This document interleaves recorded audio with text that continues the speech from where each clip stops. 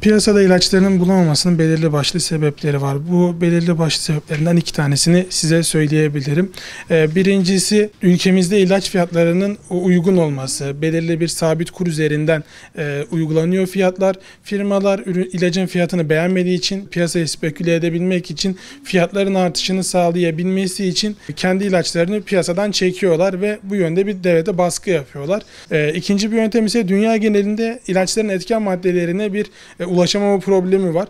Firmalar etken maddeye ulaşamadığı sürece ilacın üretimini sağlayamıyorlar. İlacın üretimini sağlayamayınca da piyasaya sunamıyorlar. Geçtiğimiz dönemlerde bu sıkıntıyı tabii daha çok yaşıyorduk. Şu anda nispeten daha azaldı bu konu. Şimdi kronik rahatsızlıklarda ilaçlara raporlar çıkarılıyor ve bu raporlar belirli dönemlerde düzenli olarak kullanılması isteniyor. Burada aslında raporu ilacın kendisine değil, ilacın etken maddesine yazılan bir şeydir. Örnek verdiğimiz zaman mesela bir metformin etken madde dediğimiz zaman doktorumuz aslında ilacı rapor ederken metformin ham maddesinin 1000 miligramlık haline raporluyor ve diyor ki 1000 gramlık metformin alması gerekiyor hastanın. Burada önemli olan şey şu: ilk doktorun reçete ettiği ilk marka, İki, ilk gittiğiniz eczanedeki eczacının elinde bulunan marka. Şimdi doktor bunu yazdığı zaman eczacı direkt konu verirse siz otomatikman ilk o ilaca şartlanıyorsunuz ve diyorsunuz ki ben bu ilacı kullandım ve bu ilacı kullanmaya devam etmem gerekiyor. Veya oldu da o sırada eczacı size dedi ki ya bu maddeyi kullan, bu ilacı kullan dedi. Siz o ilk aldığınız ilaçtan bu bana iyi geldi şeklinde devam ediyorsunuz. Aslında muadil ilaç dediğimiz şey %100 formülasyon olarak birbiriyle aynı olan ilaç anlamına geliyor. Tabii bu sistemde de bize çeşitlilik rehber sunuluyor. Örnek veriyorum, bu markayı yazdığımız zaman, reçeteyi açtığımız zaman, ilacın üzerine geldiğimiz zaman bize o az önce bahsettiğim metformin ilacının 10 tane çeşidi, 10 markasının hepsinin ismi gözüküyor ve biz bunu sistem üzerinden muadil yapabiliyoruz. Burada önemli olan dediğimiz gibi etken madde ve formülasyon. Öncelikle bu piyasada olmayan ilaçlarda, bulunmayan ilaçlarda Avrupa'da şöyle bir yöntem var aslında ve farklı ülkelerde. Ürünler az önce bahsettiğim etken madde olarak yazılıyor. Örnek veriyorum, A markası yazılmıyor. Bunun yerine parasetamol 500 mg kullanacak hasta yazıyor.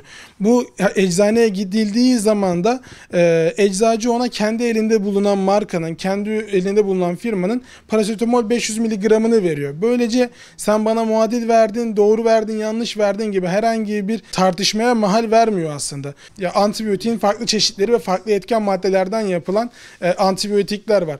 Doktor birine karar verdiyse bu etken madde üzerinden olanlara biz muadil yapabiliyoruz. Eğer bu etken maddeden yapamıyorsak, farklı bir ilaç vermemiz gerekiyorsa, o ilaç piyasada bulunamıyorsa onun doktor tarafından tekrardan reçete edilmesi gerekiyor ve doktorun bu konuda tedavide farklı bir etken madde kullanmasını rica edebiliyoruz.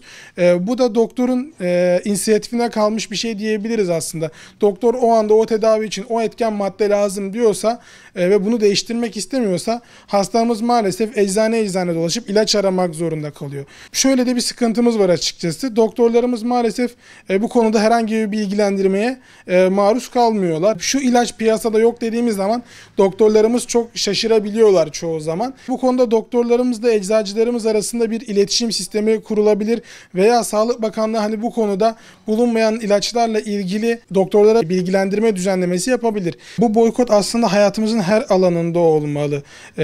Biz bir alışveriş yaptığımız zaman bir çikolata markasında bile boykot olup olmadığına dikkat edebiliyoruz. Veya bir kahve içeceğimiz zaman, bir yere gideceğimiz zaman buna bile dikkat edebiliyorken eczane gibi bir sektörde buna çok dikkat etmemiz gerekiyor. Çünkü maalesef ki dünyadaki ilaç sektörünün büyük bir kısmı ve şu anda bildiğimiz büyük markaların çoğu ya doğrudan İsrail menşeli ya da İsrail'i destekleyen açıklamalarda bulunuyor. Doğrudan İsrail'i destekliyor. İşin trajikomik bir yanında etken maddelerin, bu ham madde dediğimiz olayların da büyük bir kısmı aslında İsrail'in elinde diyebiliriz. Önemli olan konulardan biri Bir, doktorumuz bilinçli olacak. Doktorumuz muadil ilaç konusunda eczacılarımızın oluşturduğu listeler var.